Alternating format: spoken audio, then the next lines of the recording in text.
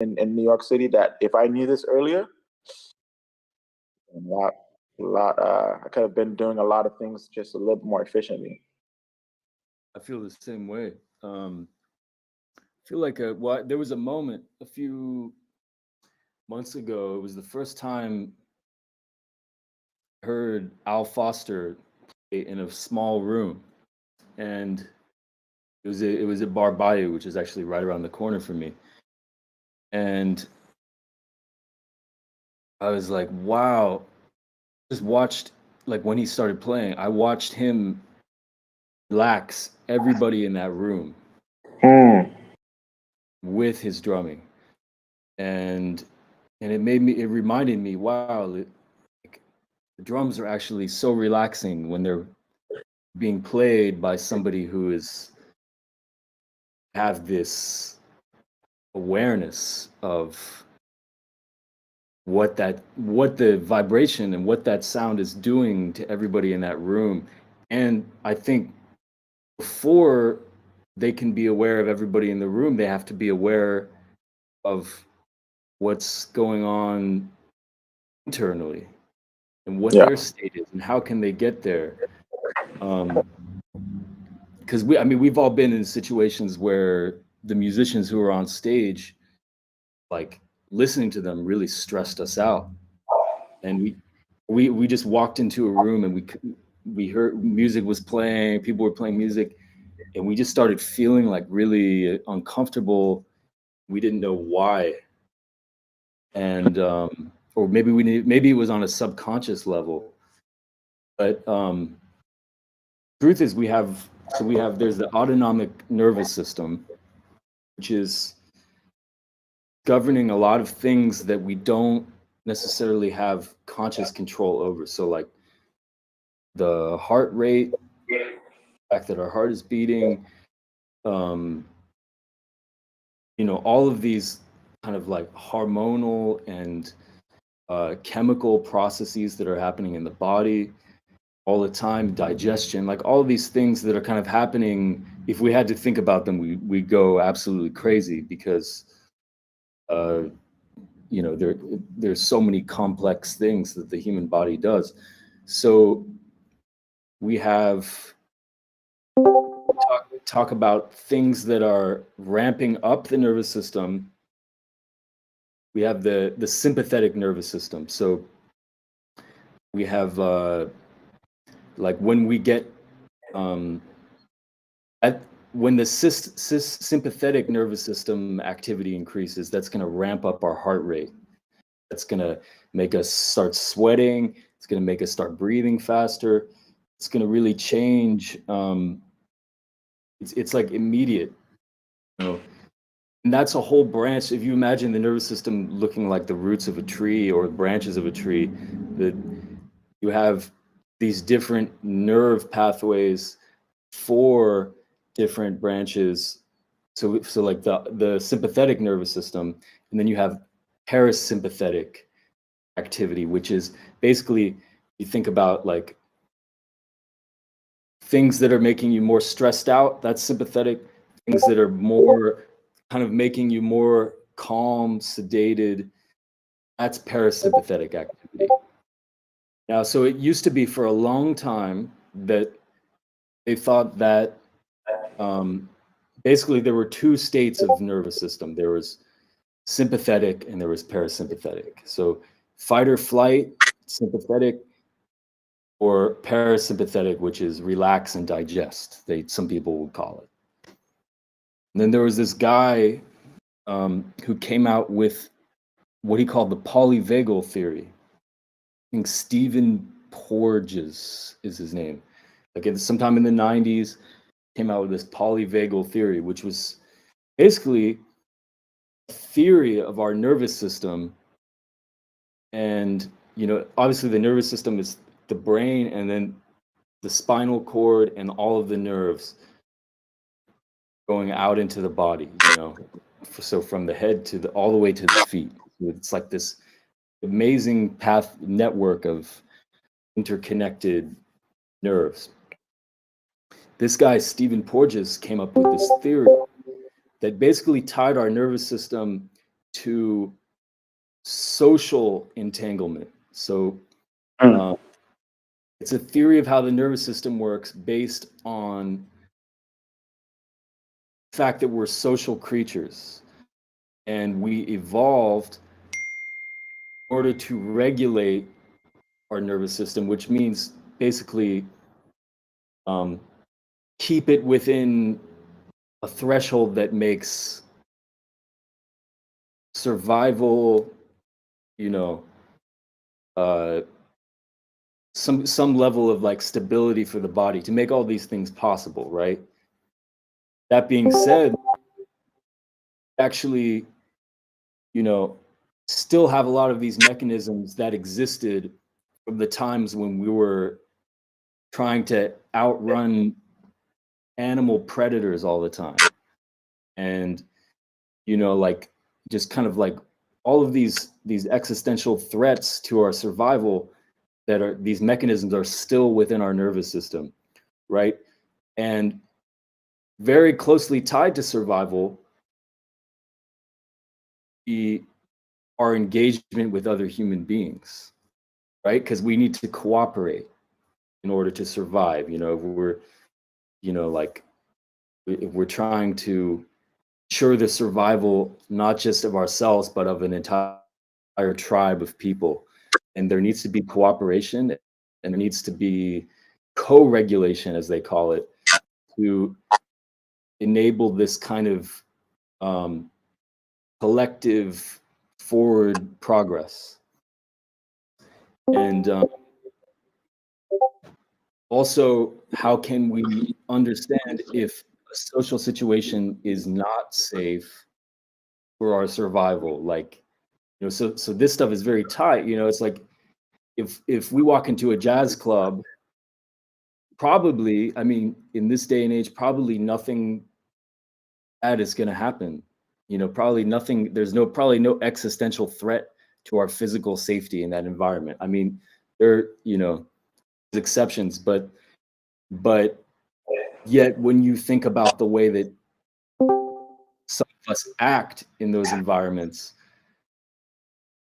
a lot of that is like behavior that's actually linked to fight or flight responses or freeze responses. So we have so now get into the polyvagal theory. Basically, it's a ladder. So at the top of the ladder is what this guy called safe and social mode, which is basically, it's when we're walking around or we're just hanging out with some friends who we feel really comfortable around, or family, and you know, we've had enough sleep, we have good food to eat, we have water to drink, you know, like all these basic needs for survival are being met, and then we're actually enjoying life, and we're very free to just be who we are in that environment without needing to worry about survival. So there's a whole set of nervous system activity that's associated with this safe and social state. So this is like, I want you to think about this ladder as not just a ladder, but it's also a sandwich, okay? So we have parasympathetic on the top, and then we have parasympathetic on the bottom. In the middle of the ladder, we have sympathetic fight or flight activity. So there are these two different kinds of parasympathetic activity. In the safe and social mode, this is parasympathetic activity that's running on the front side of the body. So there are all these things that are associated with the safe and social mode. So the nerves are actually firing with the eyes, the face, and the heart. So because when you think about it, all of these things, these things are how we use to communicate. Like they're the things that like really separate us from like, you know, like as human beings, they set us apart from all other species in this kind of know how to read micro expressions in other people's faces. You know how to tell if somebody's maybe telling the truth or not telling the truth just by these microscopic muscle movements that are happening in the face and voice tonality, like all these things, you know, there are body language, all these things that we evolved to survive, right? So when we need to communicate with others and we need to feel a sense of bonding and safety, we're going to use our face to communicate a lot of those things. Also, hands are like these kinds of hand movements that are very tied to like gestural speaking and expression, right? So we're more expressive when we're in the safe and social mode. And I was telling Giveton, I found out that our hearing changes based on where in this ladder we are. So we actually, when we're in the top of the ladder, the safe and social mode, we're actually more able to hear those mid-range frequencies that we human beings use to like communicate the nuances in expression and what we're saying. And so we actually hear the voice better when we're in this nervous system state. And you can only think about like how that would translate to music, right? When we need to hear like the subtleties and then like effortlessly be able to, you know, listen and not have to like micromanage how we're listening to that thing. Okay, so top of the ladder, safe and social. In the middle, so if there's some kind of a threat to survival or something that this in 2023, this could be like an email that's stressful. This could be a deadline. This could be, you know, big performance. It could be anything. Someone walking in the room that you respect. Right. Somebody walking into the room, you know, speaking with somebody who we're attracted to, like it could be any of these things. So we drop down the ladder into fight or flight. And this is interesting because the second the body detects something and starts to go into fight or flight, is released into the bloodstream. And it's like if you imagine like a river or a stream, and like there's imagine that you just drop like a bath bomb into that stream or something like that. Just gonna like basically adrenaline gets released in the moments after adrenaline gets released. There are all these changes that start to happen in the body and in the nervous system. Basically, it's like you can't really reverse that easily. So adrenaline gets released, sympathetic nervous system is activated, heart rate increases, sweating, pupils get bigger, or they actually get smaller. Sorry, it's like there's like a actually no, they do get bigger. My bad. Pupils, you know, because we're like really, you know, we're trying to really see what the threat is, and then the visual system narrows in, so we start to get tunnel vision. All these things, voice tonality changes, hearing changes to hear high frequencies better, low frequencies better, to detect like a threat way off in the distance, or maybe like if we're hiding, try to get the, hear like leaves rustling. There are like all these changes that happen. So if we're going to play this out into the real world application, like let's say you're in a jazz club, and to go with Giveton's analogy, to keep going with it, he walks in the room, who you then have fight or flight response to, right? You start to say, oh, it's not safe. Your body starts to say, oh, it doesn't feel safe for me to play, to be on stage right now when this person's in the room, right? Fear of judgment. It could be anything. Fear of judgment. Maybe there's somebody who we have beef with. Like, doesn't matter. Anything that's going to cause your adrenaline response to be activated. Once that happens, there are tools that we have to deal with it, to go back to safe and social, but you can't just go back like that, because it's like the horse has already left the stable. So, and we'll get back to this in a second, but I'll just drop down. I want to explain the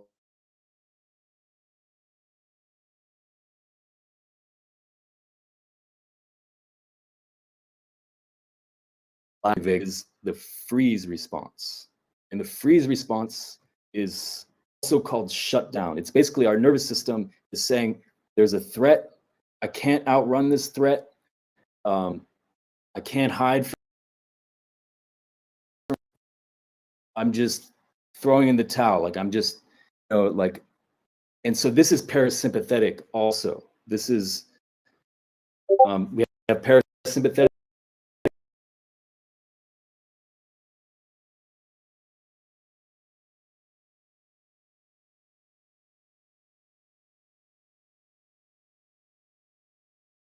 Remember, the dorsal branch of the vagus nerve. So the vagus nerve is like this kind of tree of nerves that connects a lot of these very important functions tied to the nervous system. So this is a different parasympathetic, and it's really, you drop kind of into the gut level. So the eyes, the heart, like all of these things that were upon a time being used to communicate social activity. Oh, I think we have a microphone on.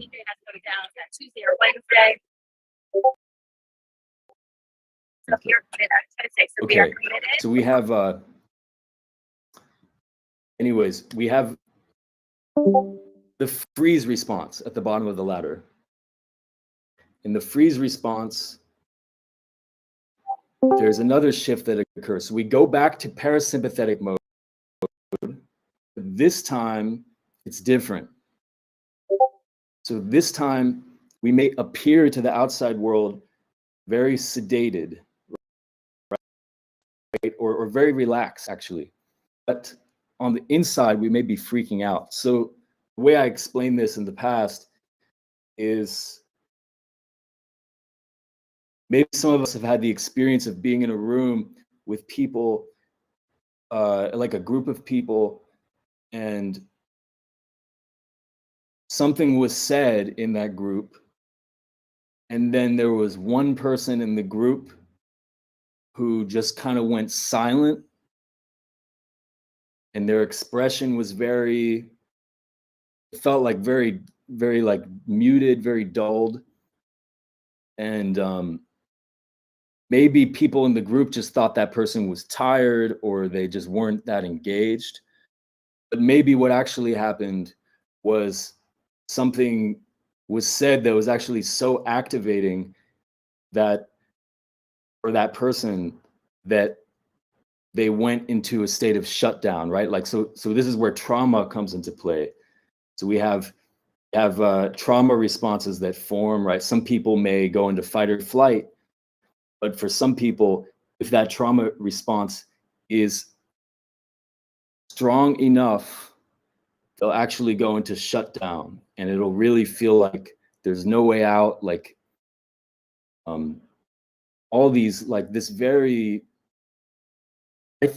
I think, and there are a lot of people who think, like scientists, therapists, a lot of people who think that a lot of human beings are actually in this state of shutdown because of trauma and because of all these things, you know, the stresses of life, the dysregulated nervous system, that people are stuck in this freeze response.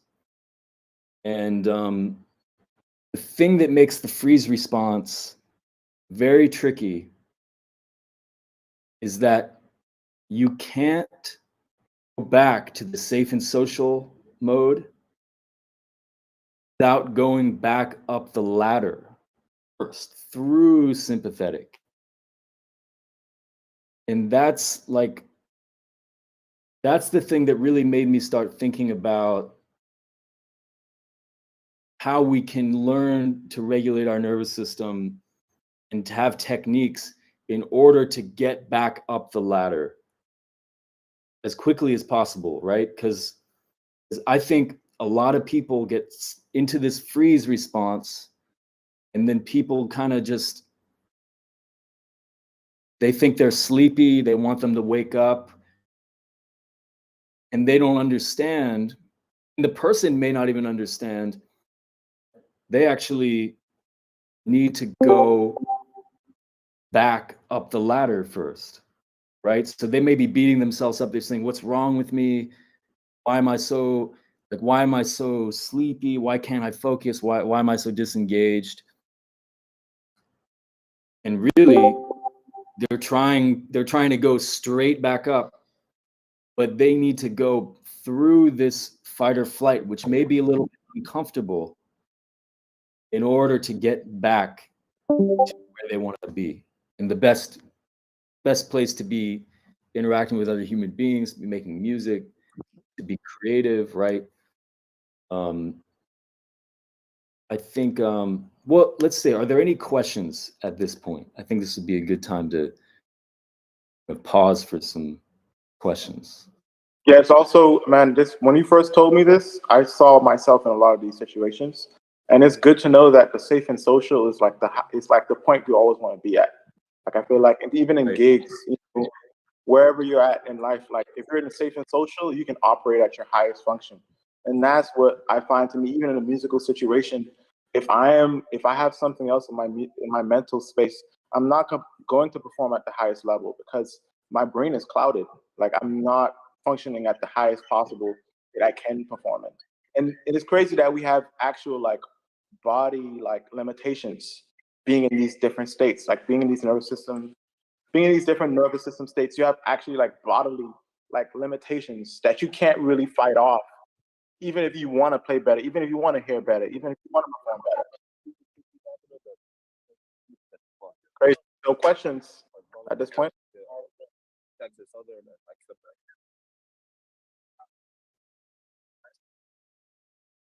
I just talked about something. What? They want us to head down like just talked to that's like 2 days ago.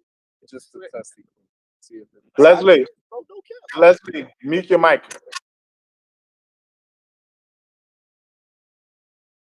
Yeah, so this I think nobody can outsmart this is the thing. Nobody, no matter how aware or somebody thinks they are, it cannot outsmart their own nervous system, right? Which is why some people say if you're in the bottom of the ladder, regulate your nervous system. That's what you need to do, right? Like if there's like the realization, which actually would be a big realization to have, that you're in a freeze response. Regulate. If you notice that you're in fight or flight, if you notice that you're talking to somebody and you're sweating and your voice tonality is elevated and you're like really amped up. Also, hands and feet are engaged with fight or flight. So people may be like fidgeting in the shoulders, or, kind of like tapping their foot a lot, like if you're noticing, which actually can be useful, like, there's a lot of mobilization of the extremities that can be into something else, and actually used constructively. But generally, like if you're noticing that it's getting in the way of being, either amongst a group or doing what you need to do, then you need to regulate as well, right? And then if you're in the top of the ladder, if you're in the safe and social, then you can actually reason. Then you can actually start to use the, kind of, because your logical mind is not being hijacked by these bodily responses that are designed to keep us safe, but actually get in the way a lot of the time. I love that, so, man. I love that. Yeah. And that is something that made me think, I can jump to the conclusion I guess I was making, but it reminds me of, this correlation, right, that we associate to words, right, which goes into how we sort of label our emotions personally and tend to label and misidentify ourselves in a way and what we're experiencing. And so even like, for me, the idea, I guess, that I've been seeing is to like a notion even of maturity, right? And that's like a trauma thing where like that ability to not express, suppress, or repress your emotions and your experience is sort of like a level of stillness that, you can equate to like being hyper or just like being you. But oftentimes that's a manifestation of this thing that is you like either avoiding or aggrandizing a situation. And so, a stillness in regulating your emotions and your nervous system, through this work. I think it's really important, not even to like hype this up, but I don't even have to say that. Like, it's all so important to really learn this, whatever age you are here, right? I'm really thinking about how schools aren't teaching this, how an education, a mindfulness and a wealthfulness approach is really much needed with all the things going on, with all this stuff online, with all the things happening, even just being an artist as a musician already. So, it's really wonderful, man, that you're doing this. I love that this is happening, guys. Really appreciate this knowledge, because this is like that top level, right? This is that ultimate level of performance where, there are guys who we know and people out there who we've seen and who have affected our lives, right? Who are really taking care of themselves, their emotional state, their physical, mental state, and really value this, guys. Thanks, Isaac. Thank you, Giveton. Thank you. Yeah, I think yeah, please. No, man, I think you're the guy talking about this, so I want you to finish your thought. Well, we could talk about some techniques for regulating the nervous system, right? Like for moving in either direction that we want to, the latter. And then, but before we talk about that, I think it would be helpful if we all just kind of took a second to think about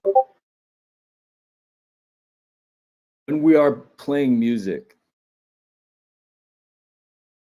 Think about just open yourself to the idea that there are states that, like when we're really most connected, what we're playing.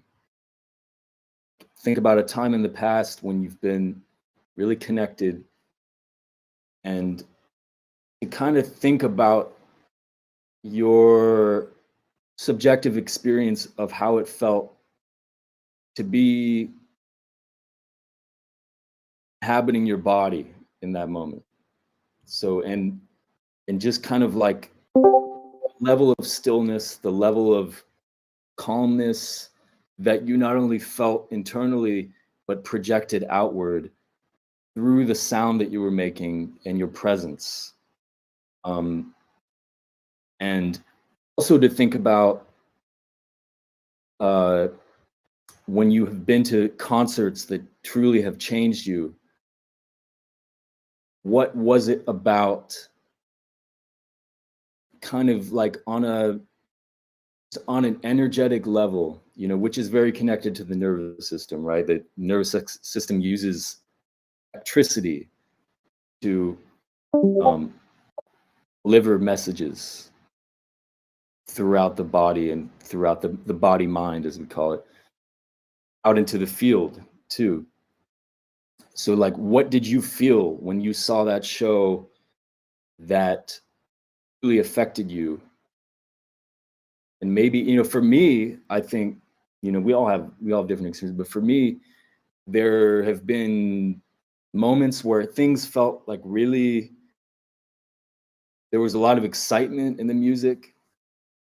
And then sometimes there's this moment where oftentimes it comes, I find, like after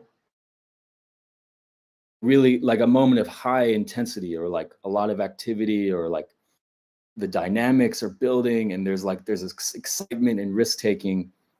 And then sometimes there's this moment where it feels like time slows down and everybody kind of drops into their body, right? Maybe it's like it's playing a ballad after like a super up-tempo piece, whatever it is. Like there's no formula for this, like, but there are patterns, I think, you know, that, as you say, like correlation, not causation. So like what they just start paying attention to the patterns of what is it in a set of music that could lead not only you but the audience to a place of stillness and engaging the parasympathetic nervous system. And for Graves, the drummer, who has there's a documentary about him out called Full Mantis, and there are a lot of clips on YouTube of him talking about his fascination with the nervous system, the heartbeat, breathing, and how it relates to the drums, right? And there's no way I could possibly scratch the surface of his life's work and teaching surrounding all of this. But his idea of the heartbeat in a lot of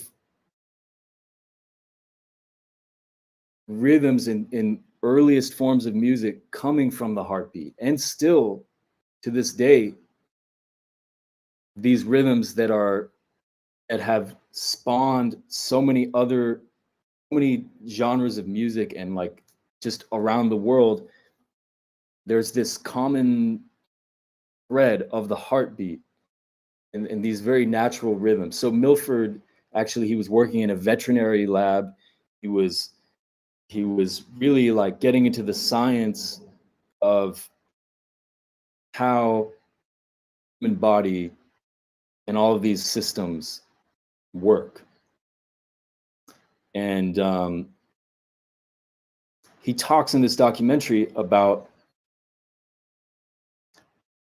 learning to activate your parasympathetic nervous system in order to get back to a place that's more conducive to making music and singing from the heart, really, like being able to touch others with what you're doing and to really connect. So he goes into this discussion of like, why is the like why is a minor third sad? Why do we feel a minor third as sad and a major third as maybe more happy? You know, like context of course matters, but like with, for him, with respect to the blues. So what he's saying is that when people are crying and they're singing a major third and that note goes flat, like when they're crying, there's this shared sense of that motion being conveyed. So actually what he found in his research is that the tear ducts are connected to the parasympathetic nervous system. So when we cry, and he even says you can release, you can kind of close your eye, you can force tears out of the eyes without actually being sad, right? And you'll actually start to activate the parasympathetic nervous system. So when a musician notices themselves getting a little too excited, getting a little carried away, I think we've all been there on stage and things got really heated. It was fun and exciting, but maybe the tempo started rushing. Maybe people started forcing it, right? Maybe they said, oh, the music's giving me so much life, giving me so much fun, excitement, dopamine, whatever you want to call it, that you got too attached to that. And the nervous system actually went too far into this fight or flight state, which is like, our sense of time is relative and very dependent on the nervous system. So you could actually have fight or flight distorting your sense of time. So you could start rushing and not even know it if your nervous system really gets out of hand. So this even comes down to when you're practicing. Like I find that a lot of people start to have this relationship with the metronome, where it's like the metronome starts to be associated with this very like caffeinated, like almost like nervous energy, you know, like kind of like the metronome starts to become like the teacher who's slapping them on the wrist, telling them that their time is bad, right? And then there's kind of like this there's this like adrenaline response associated with doing certain exercises, playing with the metronome, doing these things that we're trying to do to help ourselves musically. Actually, we're not paying attention to the state that they're sending our nervous system into, right? So not only are we practicing that, but we're practicing when we go onto the bandstand, then our body knows how to access that very sympathetic, adrenaline-based state, but it doesn't know how to access the parasympathetic side so much, right? Because actually there's vulnerability in the parasympathetic response, right? That's why there are very few people who you can listen to play a ballad and they really make you feel something, right? Like anybody could play a ballad out of the real book and play all the right notes and play all the correct changes. You could play everything, but why is it that some people play a ballad or they sing a ballad and they sing one note, they make you want to cry, or they make you drop into your body, they make time slow down. Giveton and I were talking about Roy Hargrove, one note, right? So much beauty in that one note, so much intention that changes you. And how do we get to that state? How do we practice getting to that state? Because, you know, it's like, I'm leaving this as an open-ended question because there's so many, you know, it's different for everybody, you know. Me, it's listening to something that's beautiful, you know, and like letting myself be affected. Like, even I listen to a piece of music that makes me cry, and I know that it has this effect, then it kind of opens my heart in this way, and allows me to access this parasympathetic state.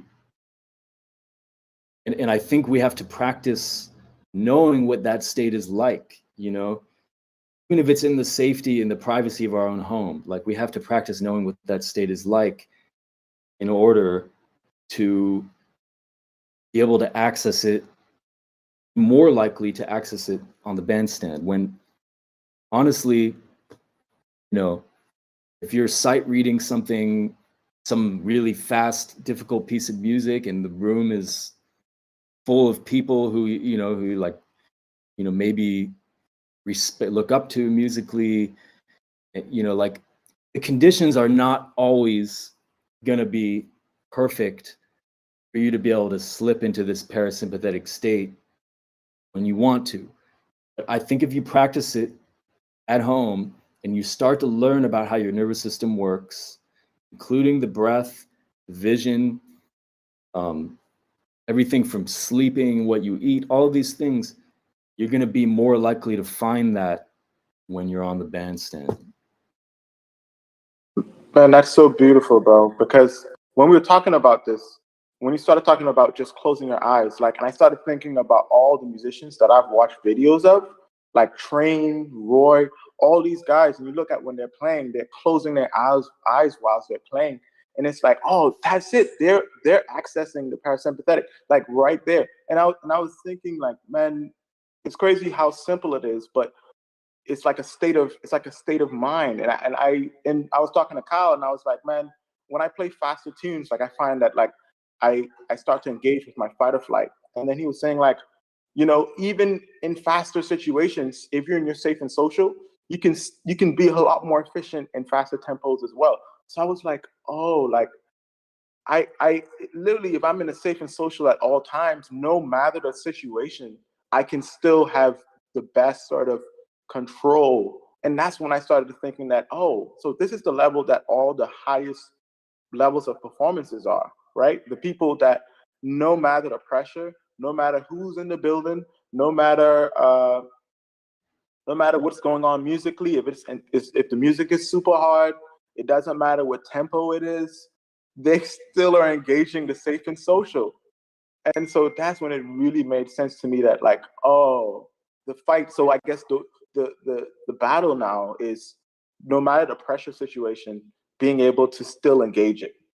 And that's where it kind of made so much sense to me. And sometimes we naturally do this because we as artists, we understand what it means to get to that place where nothing else matters around us. We're in our own world, like nobody can touch us, like in that state, right? Like where no one else matters but what I'm doing. Like that's when I started to realize the connection that it has to all that you're saying, man. And I think, if anything, uh, giving people a sense for even breath, like, techniques that they can do if they are feeling anxious before a gig, or even if you know, if there's something happening and you find that, oh, you slipped into the fight or flight, how do I quickly get back to the safe and social? What are those things I can do with my breath to get me there, right? On top of Yeah. trying, practice the feeling. And that, I think, man, just to give people a sense of, like, how that opened up my mind. Like, just when you get off this call, just go watch some videos and just look at your favorite musicians play. And I think that's gonna really be eye opening to what you're talking about. So Yeah. I do some of that, because when you helped me a lot to, even show me how to relax, like how to go from so for me, I find the fight or flight would be the point where I'm super energetic, but how to then relax to go down and not to really engage my energy so much, or how to amp up, right? How to go up the ladder. Yeah. Yeah. I think vision and breath are like when we feel like we can't control everything, or we feel like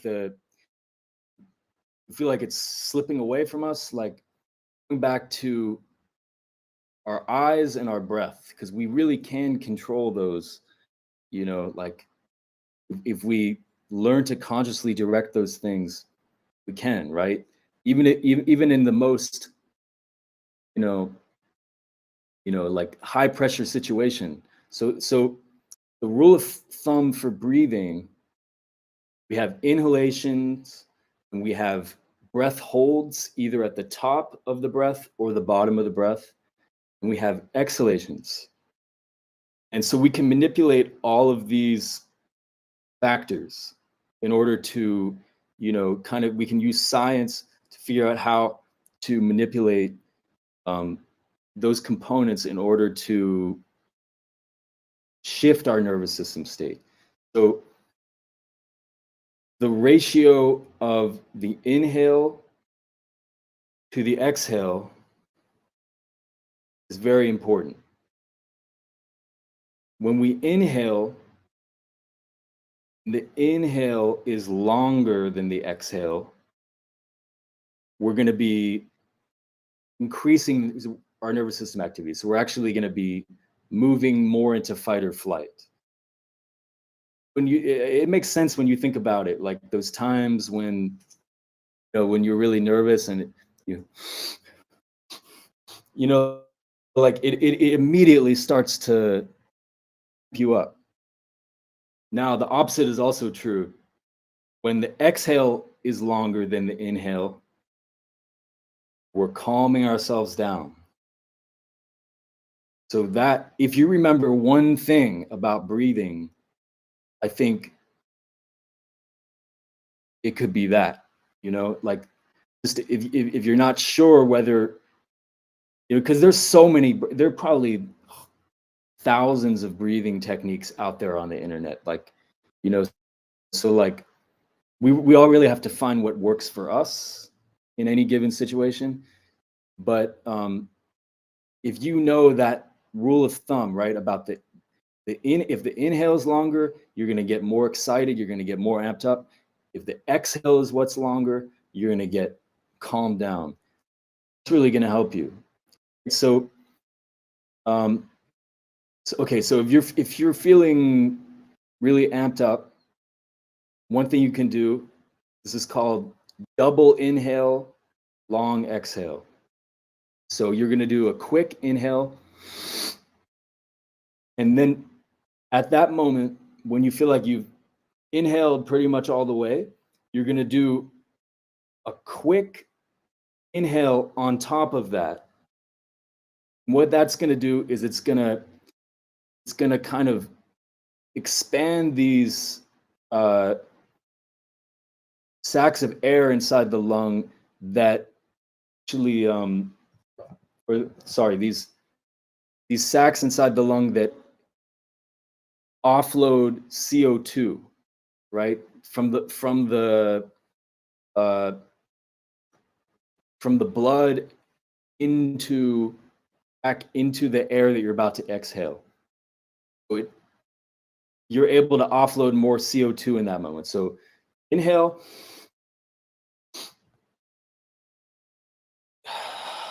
long exhale through the mouth.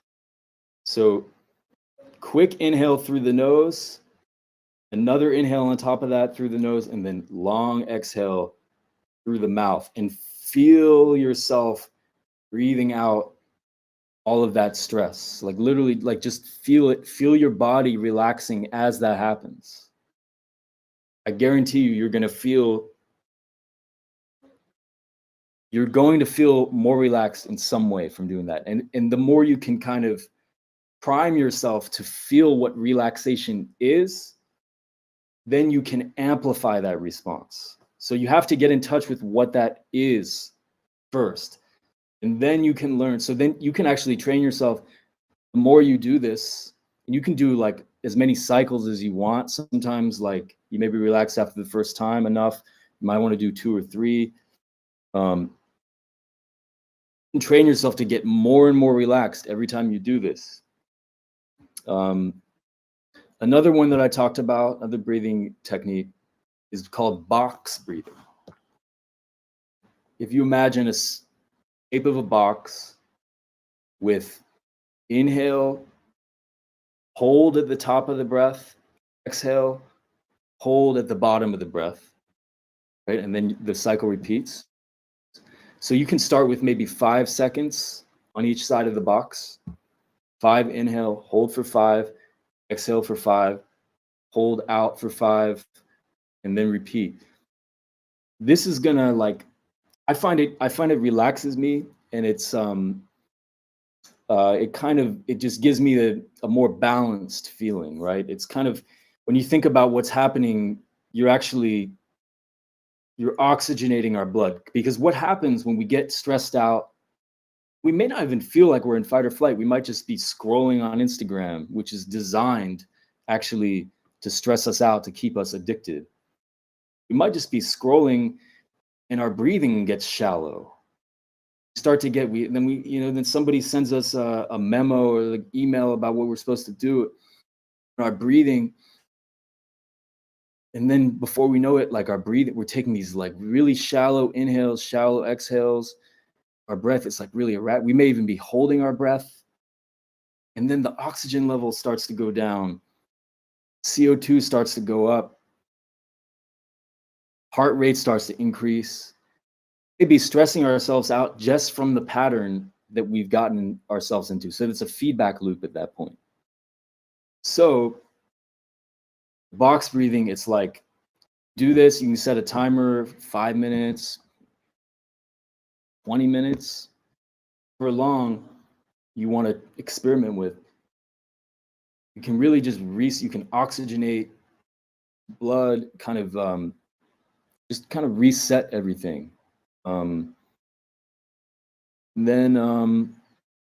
Yeah, so those are things that can kind of immediately relax you, when you'd like, And that's like some of the most like resourceful information that anybody can get right now, because I remember for me, once I started using the relaxed double inhale, so I do a double inhale and then the long exhale to go to sleep, literally, right? And I'm not even kidding you that like after, like, especially if I'm a little bit tired, like if I'm a little tired, if I do that like for just 3 minutes, bro, I'm like knocked out. And it's like, it's interesting like how it's using something that's literally free. Breath is like, to breathe is free, but then you're getting so much out of it. And then another example of something that I've used in terms of the box breathing, right? And I find that when I started using that to start my day, I find that like the day is it's so normal. Like I don't have any sort of like interference in terms of my mood. My mood is a lot more stable, right? All throughout the day, because I'm incorporating, or I'm oxygenating my blood enough where I just feel like I can get through anything I need to do. And I think that's also a thing too, because when you wake up, your body can be in states that you don't plan, because the breathing is different when you're asleep compared to when you wake up. And so getting something or doing the box breathing to kind of regulate or to make things just a lot more smooth sailing is probably one of the best things I could have done to put into my routine. And it's so simple, but I never knew that could be that. I never knew that information could be that effective in terms of my life. Yeah, there's so many techniques that, like, there's probably some breathing technique out there that I haven't tried that would completely help me and change my life, So like, I think the more we research that stuff and learn about it, there's this book I highly recommend called Breath by James Nestor. And this guy has, like, I don't know who knows more about breath than that guy, like all these techniques. And he's gone to other parts of the world and studied breathing techniques that have been part of different traditions for, you know, centuries and centuries. And then he kind of like talks about how can we implement those things in our day-to-day lives, you know, and even from to how we breathe when we're asleep, you know, a lot of, you know, like can change the quality of our sleep. I was sleeping, you know, I think the person I was dating at the time really gave me a lot of, like, you know, really made fun of me for this, but I put medical tape over my mouth when I was asleep, because when you force yourself to breathe through the nose, there are all of these health benefits, right? And then you can train yourself, then you don't need the tape anymore.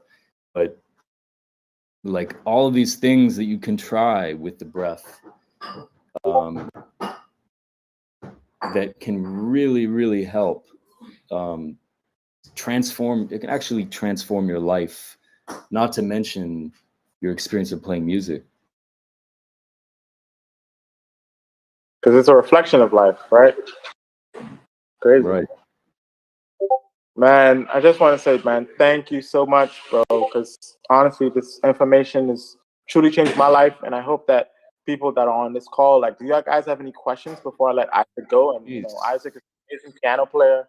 You know, you got music out, bro. You can talk a little bit about what you got going on right now, whilst people send their messages in the chat or send their questions in the chat. But man, I just want to say thank you so much, bro. I appreciate you Oh man, more having to that come. conversation. Yeah, bro. Like having that conversation really made me think about a lot. And it actually gave me a lot of reflection of moments that I felt like, oh man, like I could have read that chart better if I was in the fight or flight. Like, you know what I mean? Like I All know the those time. rhythms. Oh yeah. Like I could have, you know what I mean? Like I'd be reflecting on situations where why did I miss that? Why did I miss that entrance? Like, you know, like it's like Yeah, little oh, things like all the time. so I just want to say, man, like, you know, I'm glad to have you on the team. And I think that people who are getting this information now can get a sense for what's to come and how we can use this information for our overall wellness and to really serve our music to our best ability, man. Yeah, this is just like an intro to this topic. You know, I really, you know, not only do I love talking about this stuff, but I know how much it can help all of us. So I really um I want to keep having conversations with everybody too about like what's working for them. You know, oh, I tried this technique yesterday and it made me feel so great before the like I'll probably never stop thinking about that stuff. You know, I feel like it's like doing it is what works, and so to have this as like an anchor consistently is really what works. And like people just coming to these things regularly, even you doing them, man, like, you know, this is really, guys, like daily stuff you want to be getting to. um like even like scheduling this in like a routine, you know. I'd imagine Isaac, Giveton are going to get to that with you guys, if you're, you know, like in the programs they're doing. um but yeah, you know, you want to be doing this stuff daily, checking in with yourself, taking care of yourself, and nightly taking care of yourself, even, you know. Absolutely. Yeah. If no more questions, nobody want to ask the questions before I let Isaac go. No one. Yeah, just like unmute yourself, start talking. Or type it if you prefer. Or let's go with the volunteer. How about we do have a new dedicated shedder. How about Caltrazio? If you're here, you can unmute. Definitely want to get in on these conversations as a dedicated shedder. And Leslie.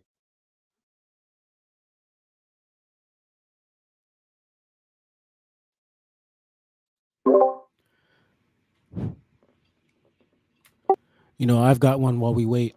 Um, how long have you been doing like all the breathwork stuff, and what kind of impacts have it had on your life, both musically and aside from that too?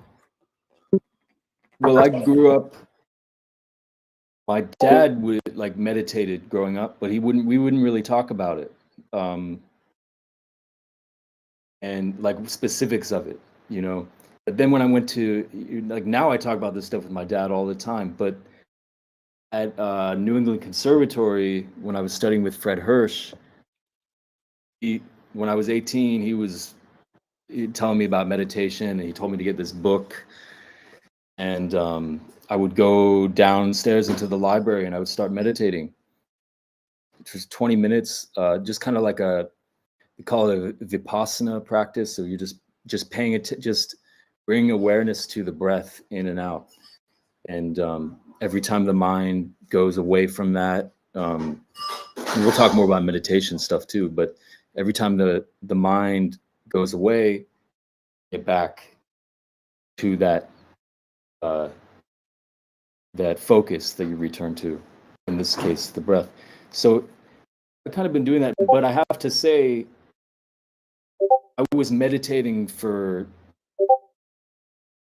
6-7 years at least, and I felt like not having the awareness of a lot of this breath work, I mean a lot of this nervous system stuff, so how the breath interacts, the polyvagal theory, our whole social entanglement system, and the vision, which we'll talk about it in a future workshop. But like I feel like if I had known that stuff about the nervous system, it really would have changed, supercharged all of those things. So you could be breathing and actually stressing yourself out. You don't know what to look for, and you don't know these kind of fundamental principles of it, so like, so I think a lot of us say, oh, I gotta meditate, I gotta breathe. And then I know that I was just kind of like out to lunch after my breathing exercises. Oh, Leslie has a question. I'm in a noisy space right now, so I don't want to unmute, but what would you say was the moment that made you choose music as a lifestyle? Because I personally hate calling being a musician a career. I look at it more as a lifestyle. Wow. I think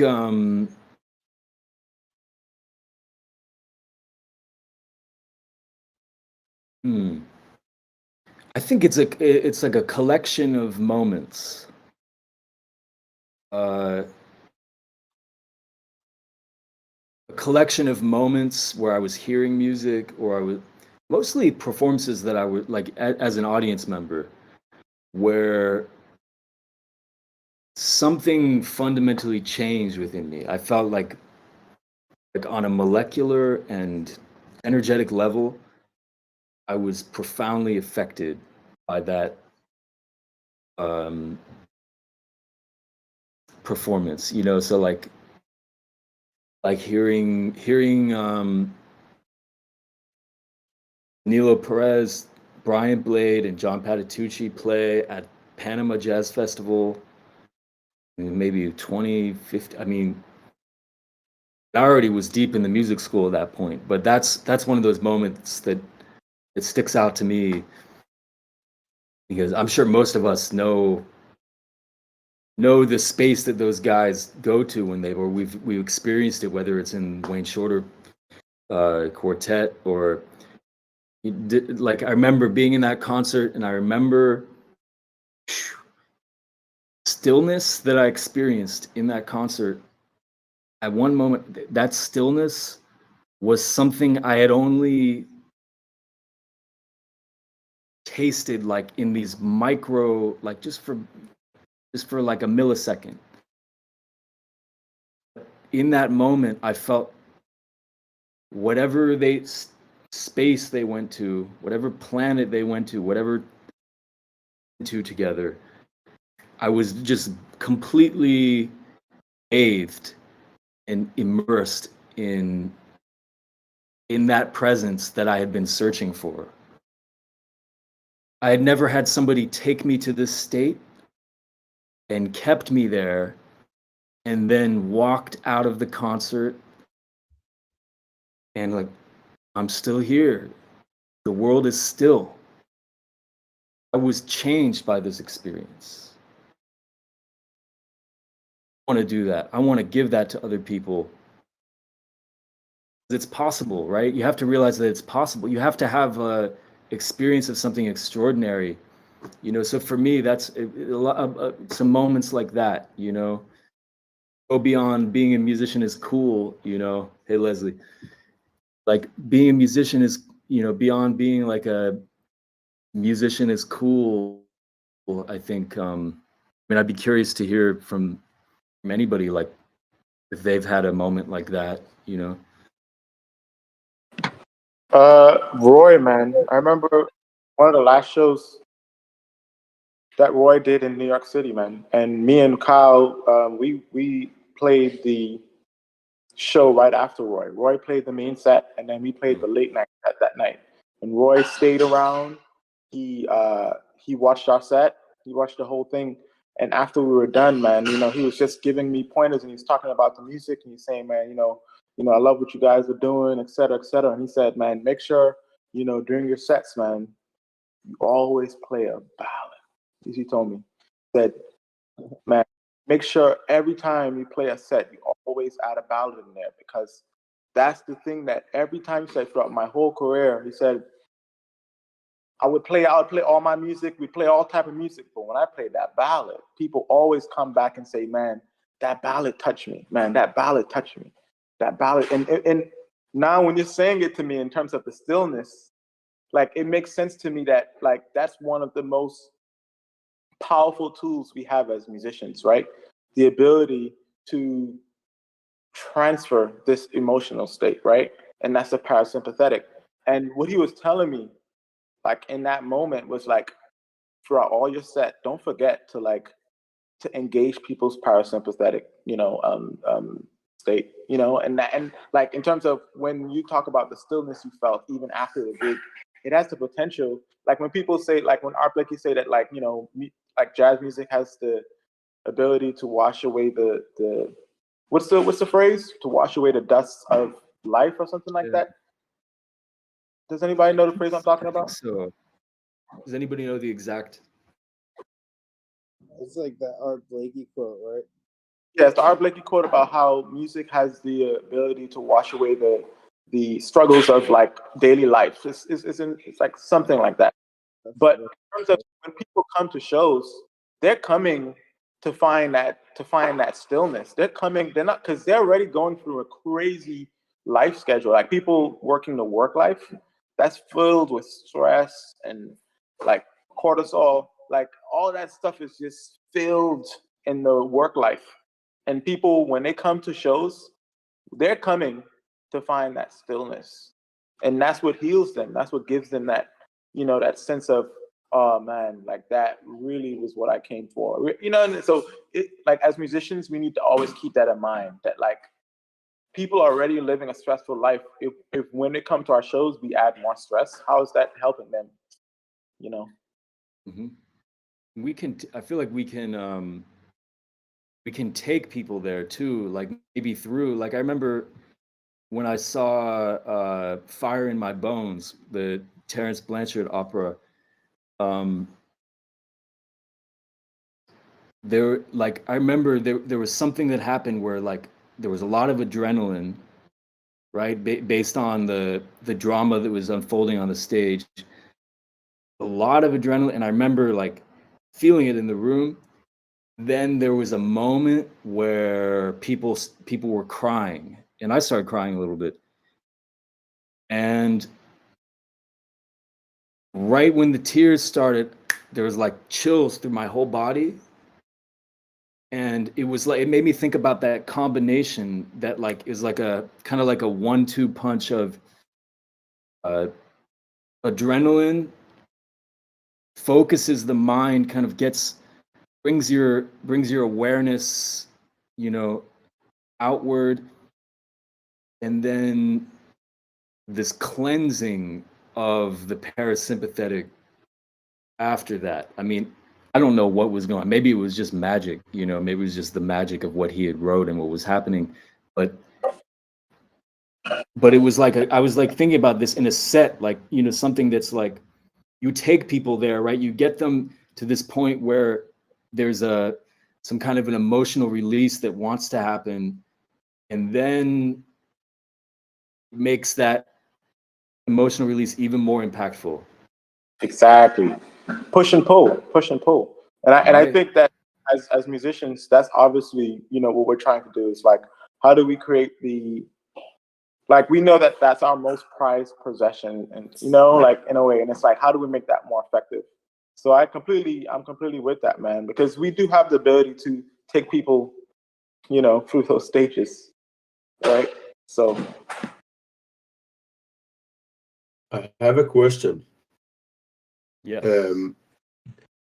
I found out recently that situations like in gigs when the drummer is rushing, like I had this gig in Tuesday with it was with a good friend of mine who drums, and Ari Roland from New York. So how do you cope with the drummers rushing, which is not as a bad thing, but like it can stress you up a little bit, Oh, totally. How do I deal with playing with a drummer who's stressing me out? You I don't. wish I knew the answer. That's one of the things I haven't figured out yet, because I don't, maybe Kyle or Leslie be able to I'm talk like the about worst this. to answer that question. I think. Huh? I feel like I'm one of the worst people to answer that question. I love to No, like it- definitely. I think Yeah.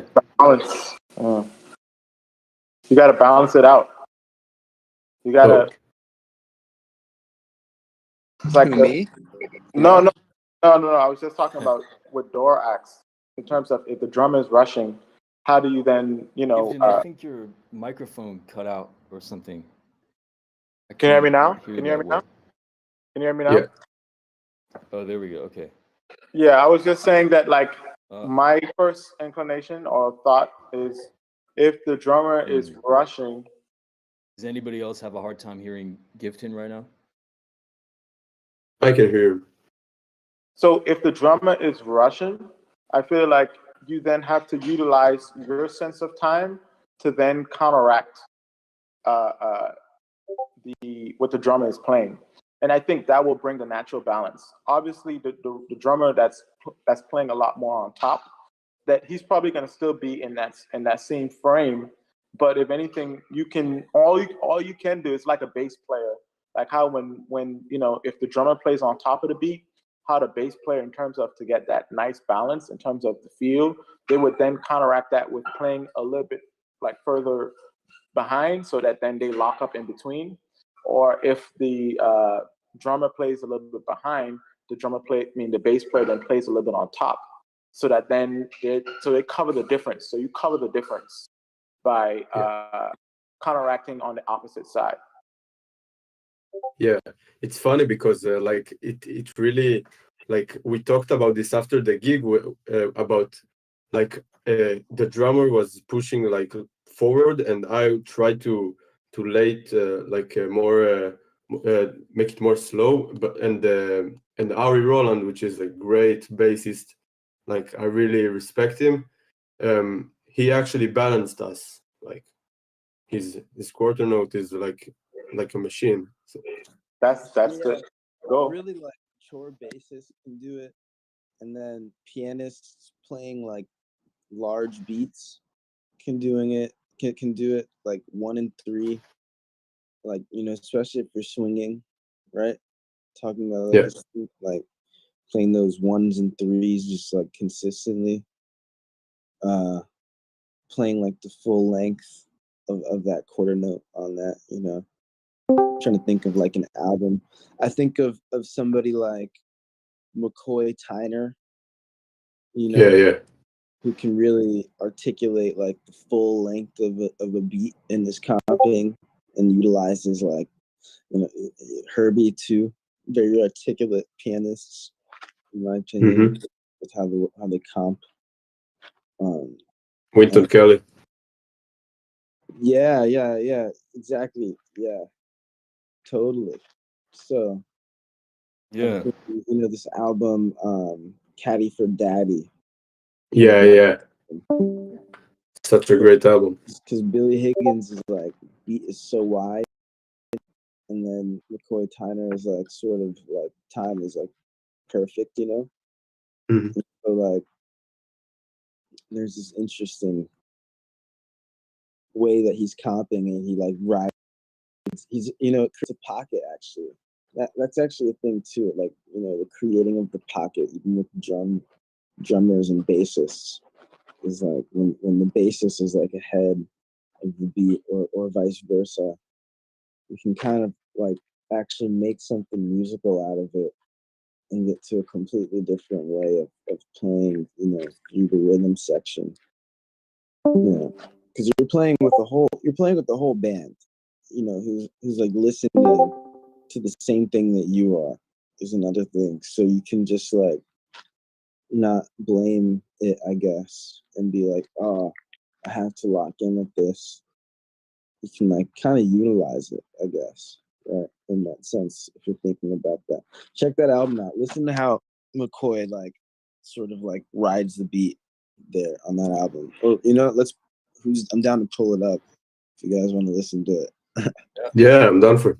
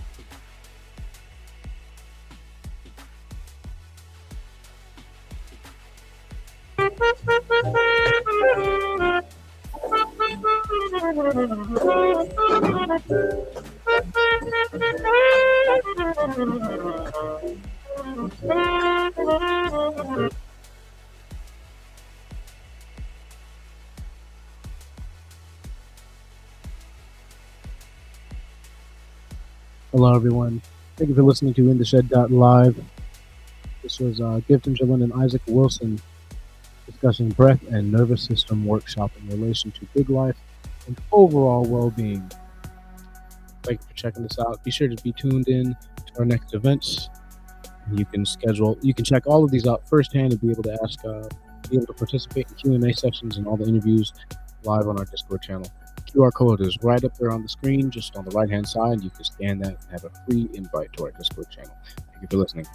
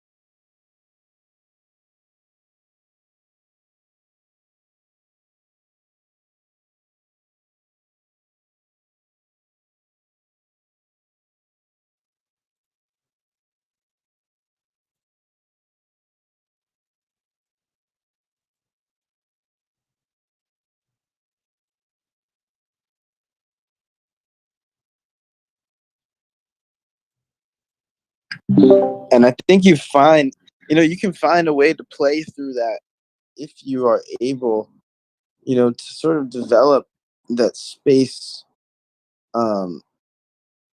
within the music, where it's like you're not so immersed in like the playing and like all that, but sort of able to pace yourself as well, and like draw back from a state of like a room and an ambiance. Like that's totally a thing,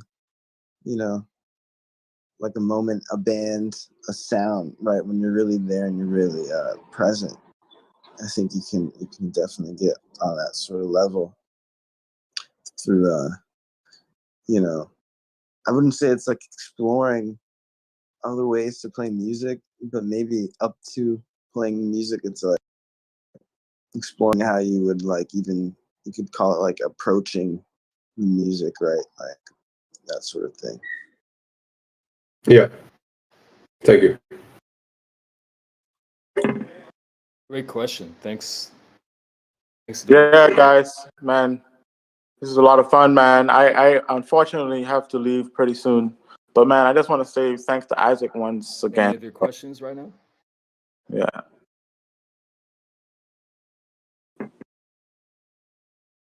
Yeah, I think it feels like a space and time thing.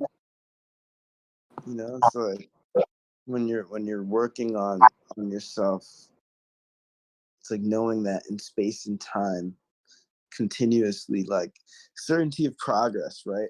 And consistency. These things, they like completely attribute to a consistent like breathwork process, a consistent quarter note, right?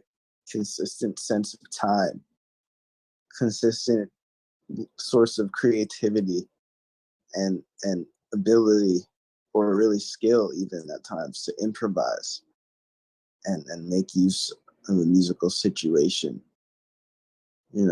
Consistent artistry. Like artistry isn't like a happening, you know what I mean? Related to like what Leslie said, it's very much a real like sort of lifestyle. And you're on like these instruments that are entirely artistic, right? Like you just listen to masters, I think about that. And that's the truth. So it's all tied together in space and time. Exactly. And do you think that it's recommended to do like drumming exercises for for non-drummers? 100%, man. Yes, totally. I'll take that. There's Yeah, something about, you're a pianist, right, Dor? Yeah, yeah. There's something about doing exercises away from the instrument. I found, like, because sometimes we have to take the machine apart to put it back together. So we have to like, I find like my ability to like work with the metronome or like work on certain rhythmic things at the piano, like I'm dealing with like my relationship with the piano as well in that moment. So in order to really isolate that thing that I'm working on, I feel like if I take it away from the piano, like just practice pad, like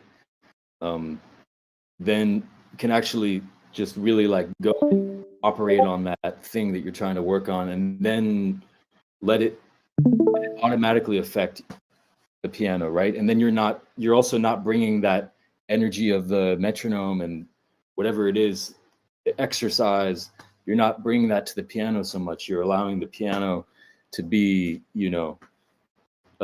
kind of like a sacred space for you to, really deal with your relationship with that instrument.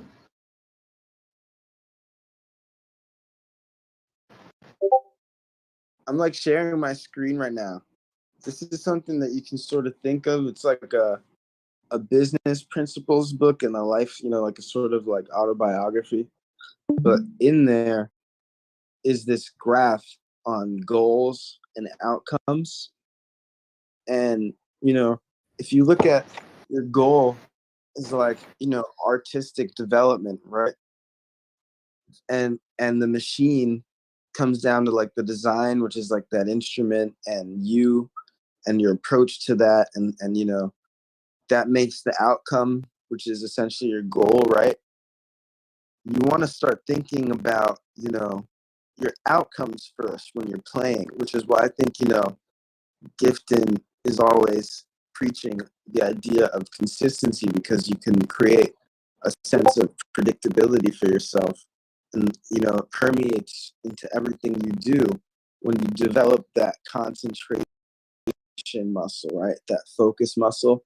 It's quite literally a different muscle that you build in your focus and your clarity of thought, and even your ability to work and play your instrument, right? And so you think about things like that, it totally would make sense that at the core, if you're working on that as a person, that your approach to music, your approach to life as well, in certain ways, you're going to see a level of consistent progress, right? It's that you can create it for yourself, that you create the outcome. It's that you create that like goal, and you do the work, and you set that thing, and that, and even deeper than that, really what I was saying, all of that tied together, that that is what creates that sort of outcome in yourself.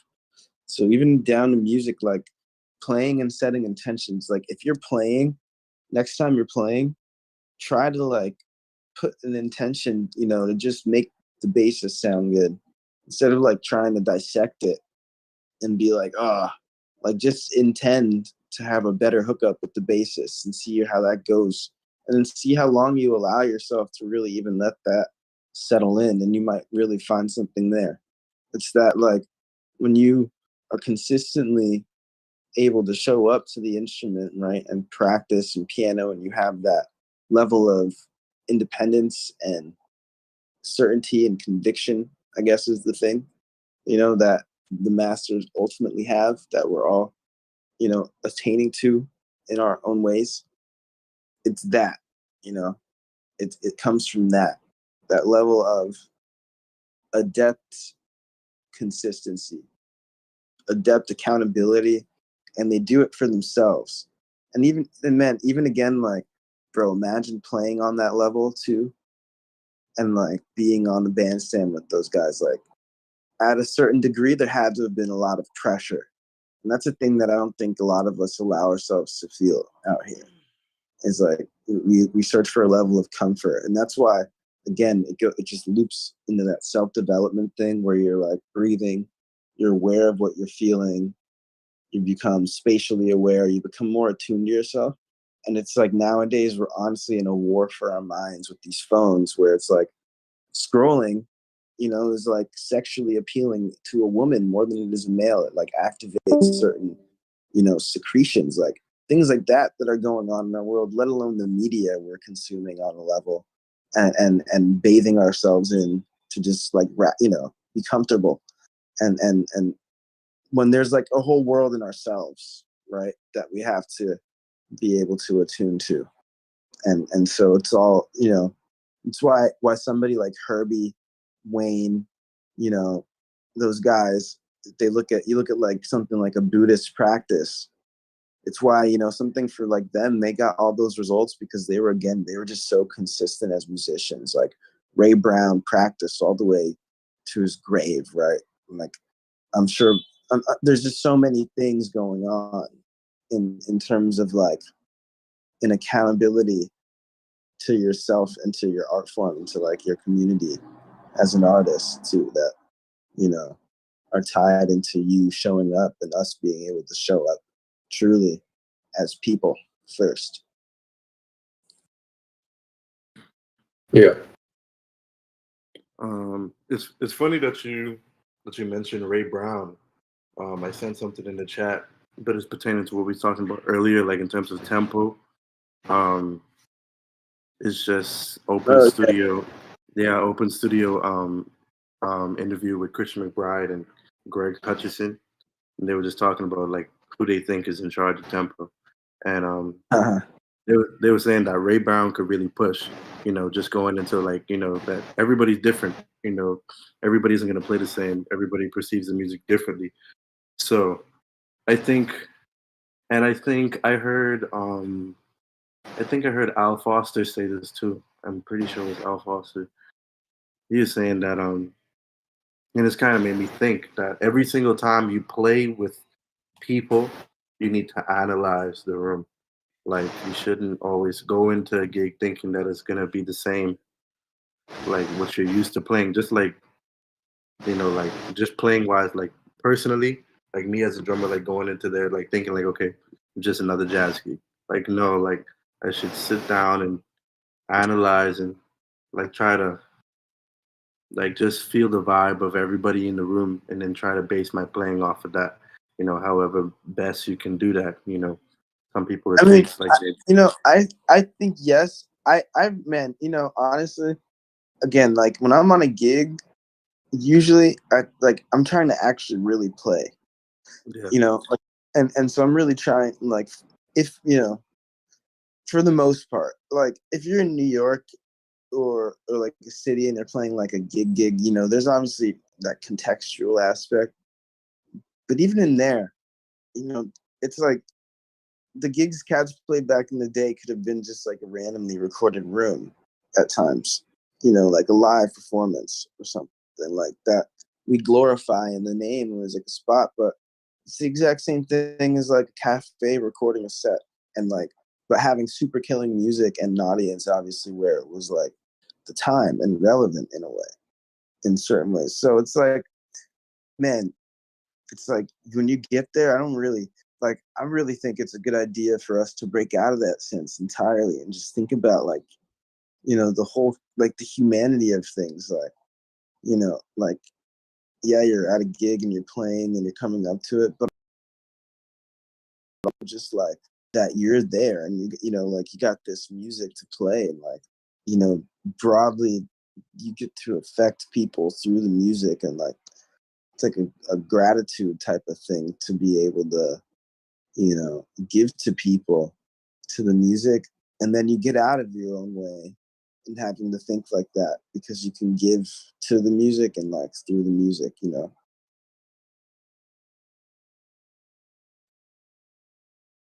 I yeah, think that's a whole nother like place to really approach the music from, even, and enjoy it. You get to enjoy it that way. yeah, most definitely. All of these are different And like things to that's take what in. it's like for, right? It's like an enjoyment thing. We want to enjoy it. Yeah, We want people to enjoy our music.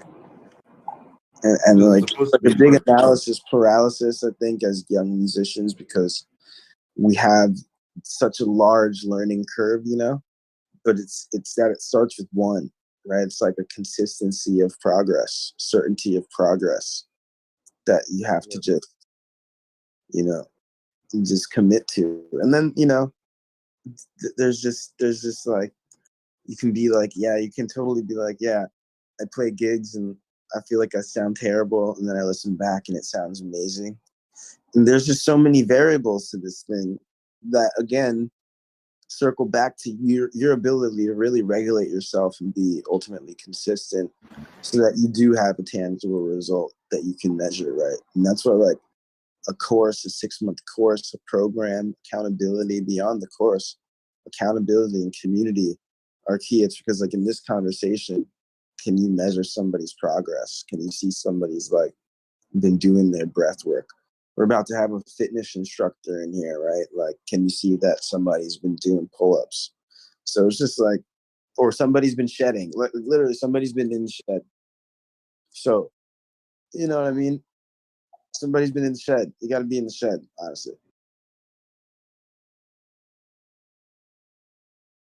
Yeah, It's work. It's all work too. You got to do the work. Like, get to work is a big one. Like, at any rate, can you expect, in a way, you're gonna have to do a level of work, and it's better to get it done and get your place consistent, your consistent progress out of the way sooner than when you're like in a situation when you can't. Like when, you know, when you have the time and are afforded resources to take advantage of resources and really dive deep, you know, it's like self-learning becomes the ultimate tool. And so that's totally to your limit and how far you want to take things, right? And take a platform that isn't what's even given to you, but it's like yourself again, and that ability to be consistent. Just through that can you have the strength to make music all the time, right? Or just through that can you have the ability to just like improve yourself, man, and make a situation with other people, especially like this is for like people in a way, right? We're expressing to people. We're learning how we're talking about socially safe, right? We're learning how to be expressive, and so there's like a depth and necessity of depth to that at this level, and so to treat it as such is that is being consistent. I agree.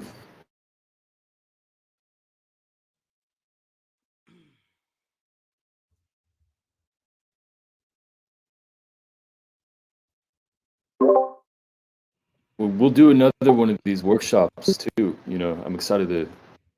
This is like really level one. You know, like this is just kind of an overview. There's so much more to get into with all. I mean, and I love even you know these questions and these conversations. It's almost my favorite part of it because that's like you know I think there's so much to relate to and everything everybody's saying. You know, um, the the experience of playing music. We don't talk about a lot of these things, but we run into a lot of the same challenges as you know the person sitting next to us, as the person you know on the bandstand with us. So I'm really happy we're getting to talk about this stuff. Yeah, man. So guys, yeah, I want to talk about really quickly, Isaac, not to like take it there, but take it there.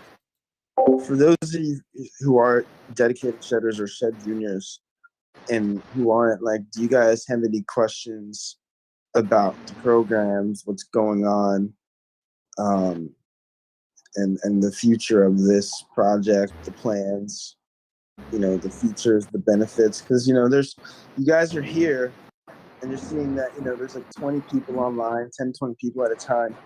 And there's a lot actually in here very soon that we're going to be releasing and giving to you guys, and Cam's here. And so we can sort of talk about that and give you guys like the scoop so that you can benefit. Like, honestly, there's money to be made in here. There are gigs to get to in here. A lot of awesome knowledge, opportunity to create in here. Um, and if free marketing, even there's a lot of cool things going on like in the future. So if you guys have questions, now's a good time to get to that, I think. And Cam, you know, Isaac, we can all talk about that as well.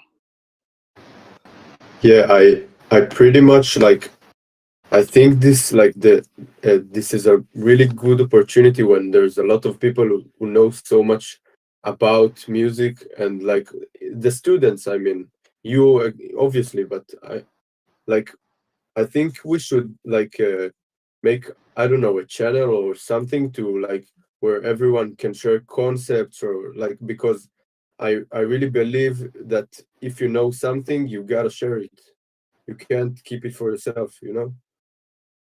Sure. So what we do have, I mean, feel free to contribute content, you know.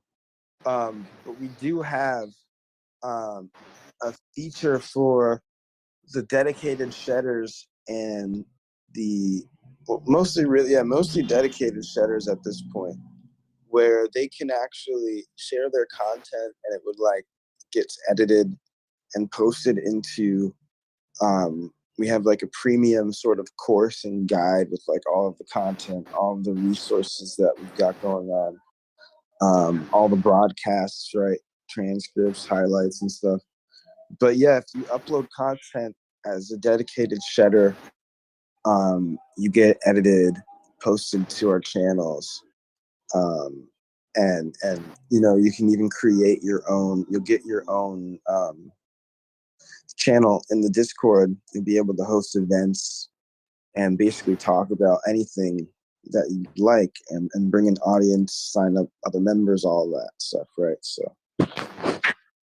How can I join the dedicated traders?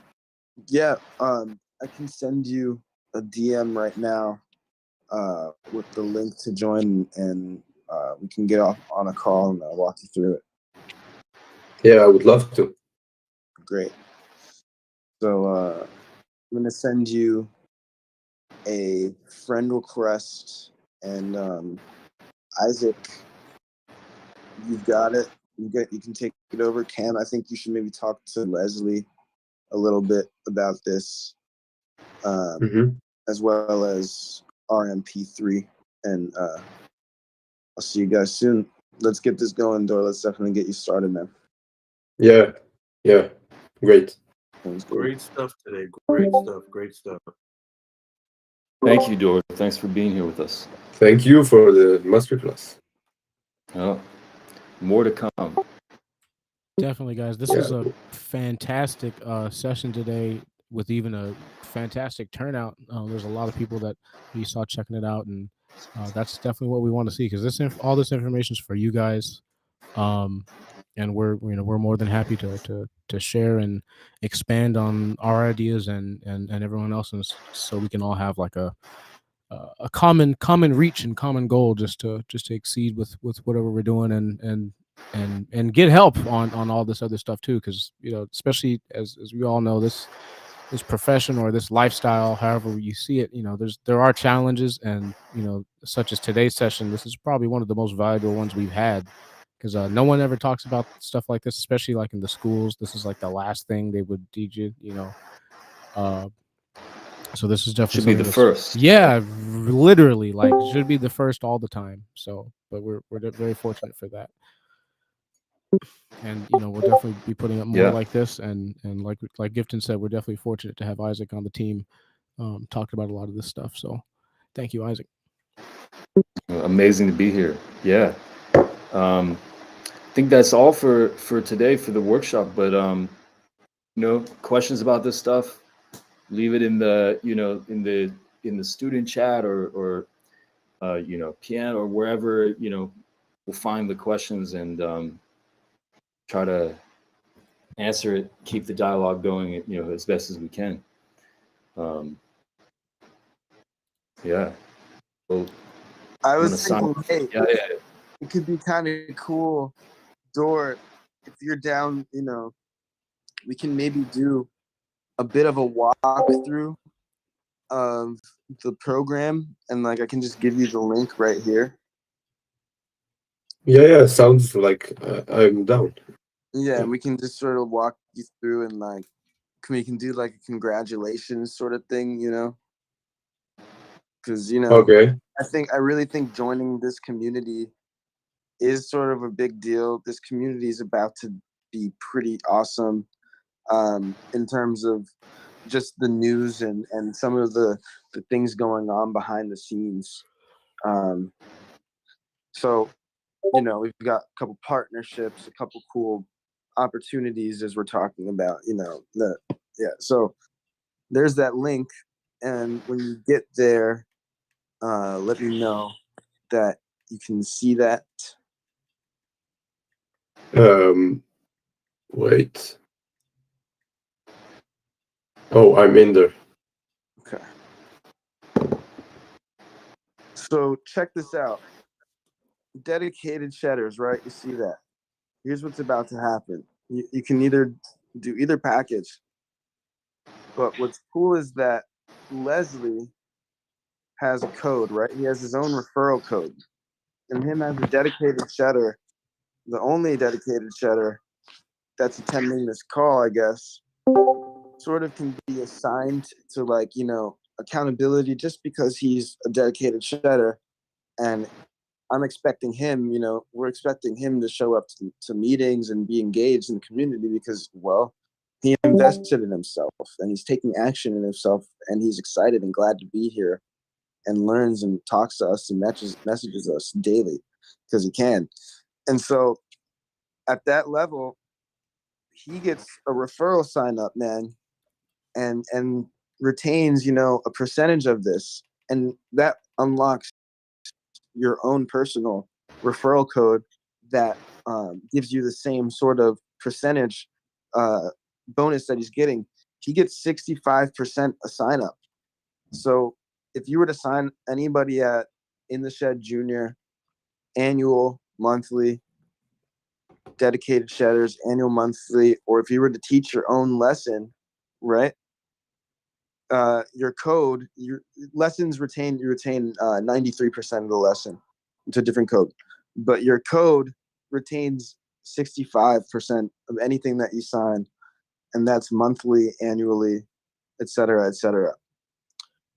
So you can actually bring people into the shed again, start making your own content online immediately through us. As soon as today, you'll have content. Every month, we give basically up to 5 minutes of content editing, which is really can be hundreds of pieces of content, as well as provide examples of like written content that you can sort of create and present and sort of build your own little shed in the shed and invite members, man. So definitely go ahead and grab that and let me know when you've done that, and we'll get you some cool bonuses. We'll get you a shirt, a True Design CD, and a couple of other things going, man. Yeah, that's pretty cool. Yeah, man. Welcome to the shed, man. I'm glad to have you with us. Definitely. I'm glad to be here. Yeah, and as for the curriculum, so once you see the private channels, so I can share my screen. I'll just show you here.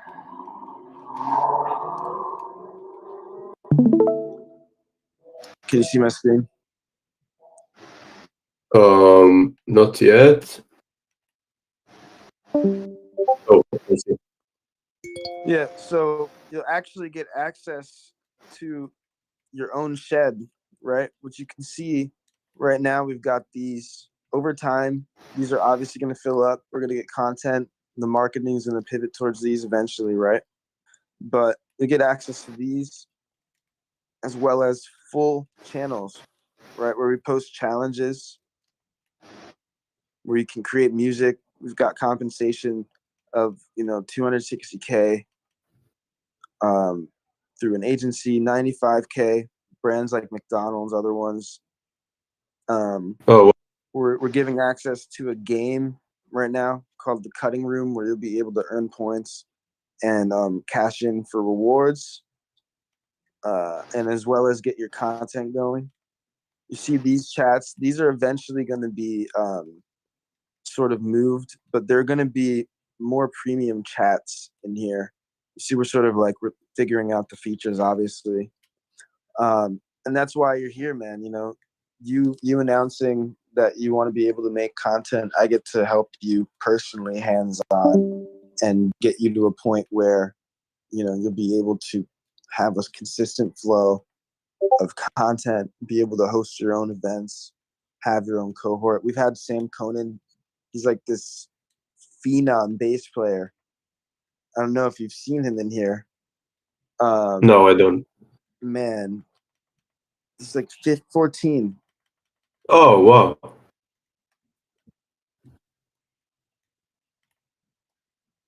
Right? He's playing gigs with Dana Stevens. Wow, I it's think really he's good. like doing an album with them or something. Sending in submissions on these, McDonald's, like Lancome Paris gigs, and gonna make a lot of money this year.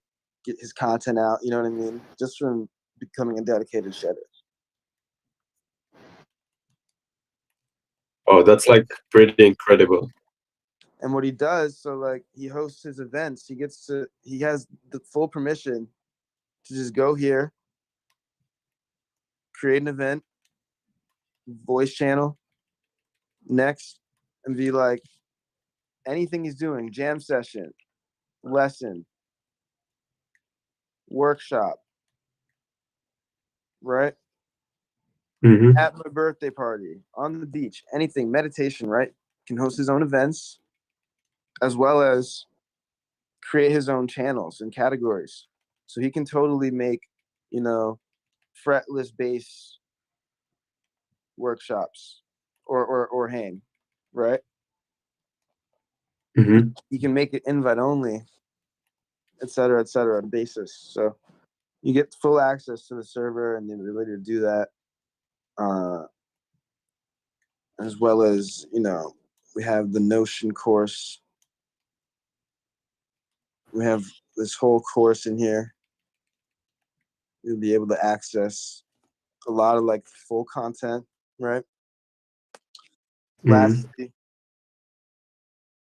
is, so I shouldn't really show this all, but we do have quite a bit of content, like a lot of content. So we have a couple hours of content, you know, with Dana, with Giveton, whole bunch of content, endless content, really just keeps going. So, you know, and that's all these guys who are making content, right? Yeah. So you'll get access to all of that here in the Notion as a dedicated shedder. You can see we've got some videos here. And another thing, if I'll offer this to you, if you sign up by the end of the day, I will give you access to Dana Stevens. He has a Discord, and I'm pretty sure it's going to be premium or private. And it'll be like a composition sort of focused thing, so you can get like writing chops together with Dana Stevens, and like he's coming out of MSN, and I think that's like one of the most. I don't know if you've heard any of his music, but it's absolutely killing. Yeah, I know him. Ridiculous. So, you know what I mean? It's a good value. So if you get that by the end of the day, then I can give you a little discount too, man. So just let's get that thing going. Yeah. Yeah. Wow, that's If you wanna amazing. keep going now, bro, I can give you like a 10% discount. Yeah, I would love to, you know. Cool. Should I buy like the monthly or the annually? The annual takes care of it's a fatter discount. So I was thinking maybe you were having trouble with the monthly. You know, just we're musicians, let's be transparent here. But yeah, the dedicated shedders program is giving you actually a great discount. That's like a pretty much a 30% discount at the annual. So you might as well go ahead and just grab that, and we'll get you really started today, man. Yeah. And what about like I live in a different time zone. I'm from Israel, so is that a problem maybe? So all of the recordings are automatically through AI. We have adding to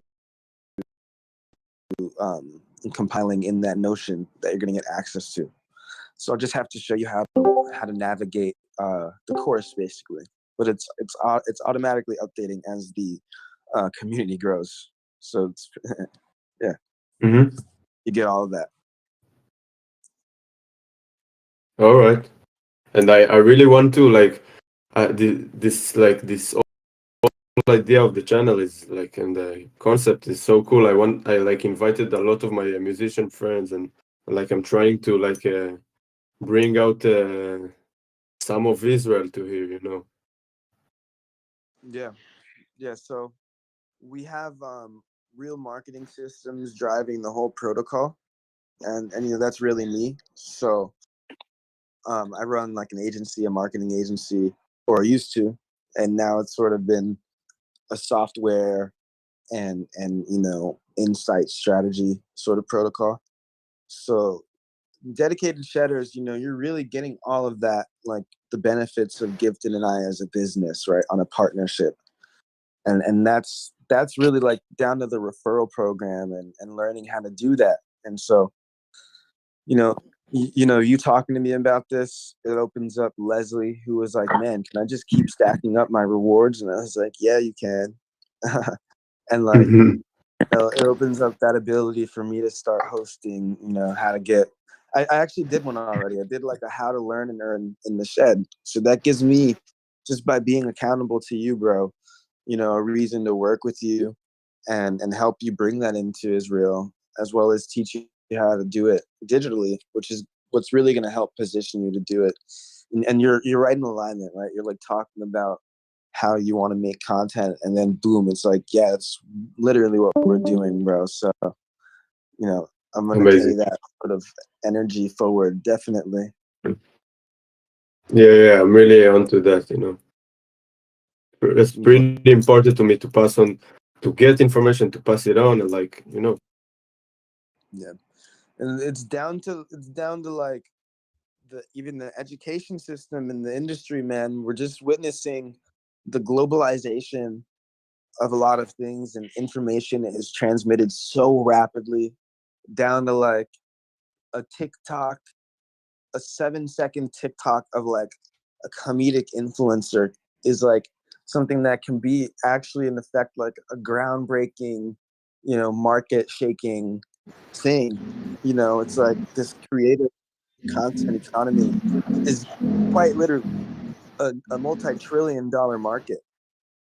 So to be a musician that has not only one, an interest in social media on a whole, right, but in a community, all of that, you're on one side of the playing field or the other, really, and you could kind of look at it as like the grass totally has to be greener. And it makes sense when you look at the things going on in the world. It's just like a global shift in things. So we want that for the culture that we've spent years in New York with. It's like there's even shifts in New York that are happening, and we want the music and certain parts of that music always in effect and growing.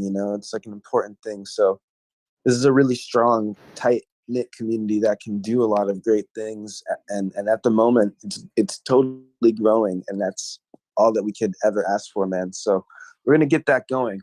We have a couple of people here who want to build like communities around the world. So I think that's something you could even maybe think of, like a Hebrew channel, Oh, where that would be a great.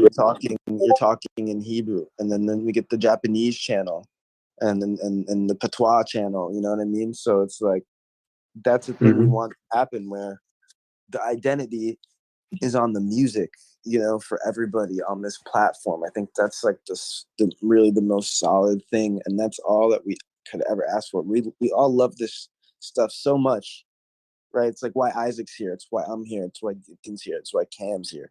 It's why somebody like Dana Stevens is here. It's why Kurt Rosenwinkel joined my marketing Wow. Instagram. It's like we all take our craft and what we're doing so seriously to a T, that it's just what ends up connecting us. So that's that, man. Wow. This like I would love to see also like bring people like um I had 2 weeks ago I had like Joe Farnsworth came. I wrote it in the chat. Joe Farnsworth came, and I think we're like gonna get him on in the shed, by the way. yeah, totally. It would be so like so much inspiration in like 3 days of master classes and lessons. So it would be like to bring those people also, the maybe a generation above that, or Yeah, we can get that going. We have a couple of people like lined up, and man, yeah, we're having awesome conversations. So really here, like, you really get a chance as proof in the pudding, as actual proof, to have a stake in the ability, you know, Cam, if you can write this down, I think of like governance protocol, and just like a voting system, and implementing a voting system. But it's also that, like, you know, uh, man, as people see our content more and more, and as you get to talk about it more, and as your friends share the experiences, man, I promise you, outside of this live right now, there is like hours of content for you to go through that you're just gonna be like, wow, this is amazing. This is so deep. This is ridiculous, and it's growing like at the second.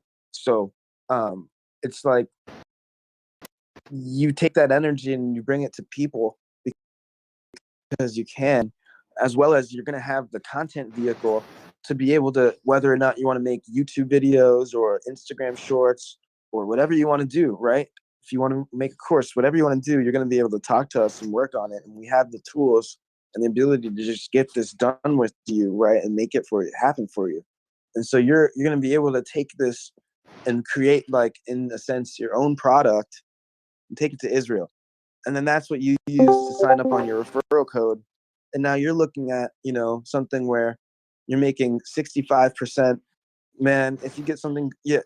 I don't even want to talk about business stuff, but you're literally going to be able to start presenting your content and something to your market and to the people who you want to bring, and something, attractive to them, and be able to get that going as soon as you sign up, type of thing. So, you get to really see the benefit. You get the collaboration with Giveton, you get the collaboration in the shed, you get the shares all the time. Like, you just get added to, the entire process of what's going on. So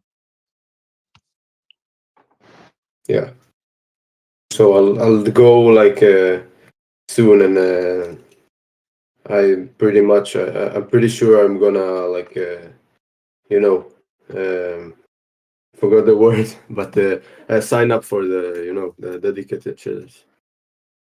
yeah, definitely grab the annual, man. Let's see you do it now. I think, like, the responsible thing is to do it now when you're in alignment with what you're feeling, with what you're seeing. We have time, like Cam's here, Isaac's here, that we can actually onboard you and show you around, and even, start getting out some content as soon as, like, today. Start working on something for you today that, really what we want to do with the dedicated shedders, like, is prove that you're going to be able to make your investment back with us. I'm even thinking at to a level, like, certain parts there'll be a money back guarantee, but we really want to show you that, man. Yeah, right now I'm like I need the like it's very late here in Israel, so like I'll try to do it today, but right now it's not really a possibility for me, and like in an hour I can like sign up, but maybe let's like after I sign up, maybe uh, we'll find another opportunity where we talk like in the in the chat, and let's make it happen. I love it, man. That's the energy. I absolutely adore it. That's what it can bring tears to my eyes. And so what I'll do, I sent you a friend request. I'm I added you. I'll circle back around with you in about an hour. And once you're there, you'll get the calendar, my personal calendar, and I can consult you through this. Yeah. All right. Great, bro. We'll talk soon. Or Yeah. thanks Let's for go. all the energy you're bringing to this community and the call and the workshop and everything. Really appreciate you, man. Yeah. I appreciate you too. Yeah. Yeah, All much right. gratitude here. Thankful. Yeah. Gifton's gonna be happy. He's gonna be very excited. He's got so much, like outside of all that, Gifton's got so much on the way, man. It's absolutely Yeah. unbelievable. You know that I actually met him like a few months ago. He visited, like performed in the Red Sea Jazz Festival, and like I talked to him like half an hour, like in 3 a.m. like after the jam, and like he had put a lot of inspiration. Like it's really inspired. Like I really appreciate this Man, guy. you're gonna see it even more because we're all behind the scenes, like kicking each other's asses. We're all behind the scenes working really hard. Just like nah. Like, yes, no. It's great, man. It's really great. hmm Good, man. Yeah, I mean, the hour. Go ahead. I just want to see it happen now. You know, that's really where I am. So, but whatever you got to do. What is it? Is it like a payment method thing or something? Yeah. I need I need to make sure everything because like I have this I have a lot of things coming on. I fly to Berkeley in a couple of months to the summer jazz. So I need to like a lot of things to organize, the flights. Isaac, you think you can get Eviatar in the dedicated shutters program? Yeah. Eviatar, He just sent me a message. Yeah. Eviatar Slivnik. oh, I know him. Like not Yeah. personally, but I've seen him in concerts. Yeah, I'm just thinking, it's like community and getting people involved. I saw that he commented earlier today as well. So, I'm just thinking, immediate plan to action to, get these things going. We want to get you to win with us. We want to see an awesome story happen out there. That Of course. absolutely, and I think that him being here, and then yeah, like that's a strong point. I think a good connection to make. Yeah, especially like there's a lot of Israelis that I don't know the reason, but like there's many Israelis that they're around like New York and jazz in general.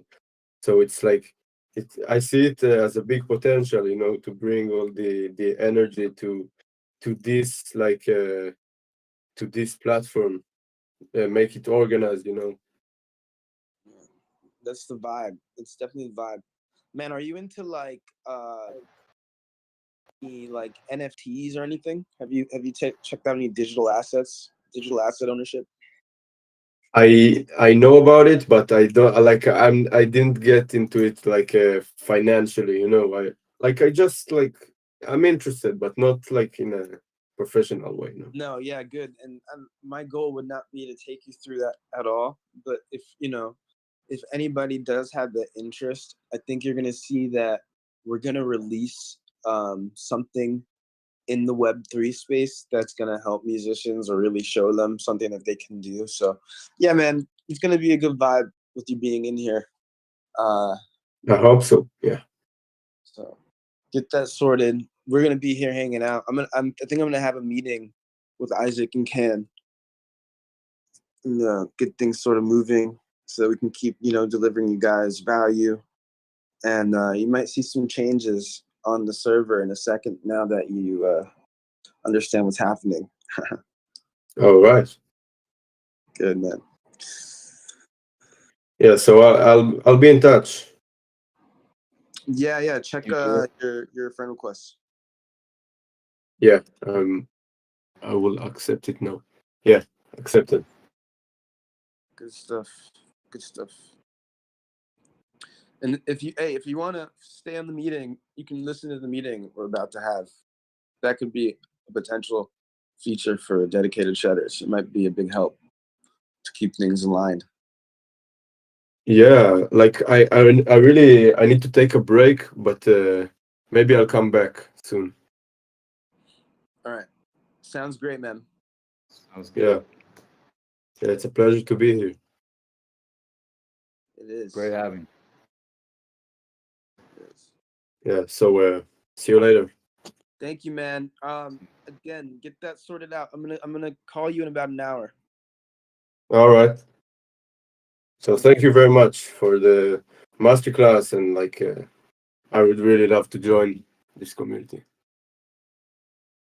Yeah. Excellent. I'm Amazing. happy, man. I'm happy. I'm too, you know. You know, I'm really the meeting we were gonna have was just about our content like literally about process of content. So, you know, we have this ability where we're just gonna be able to spit out content back to you into your Discord. So like you'll submit the content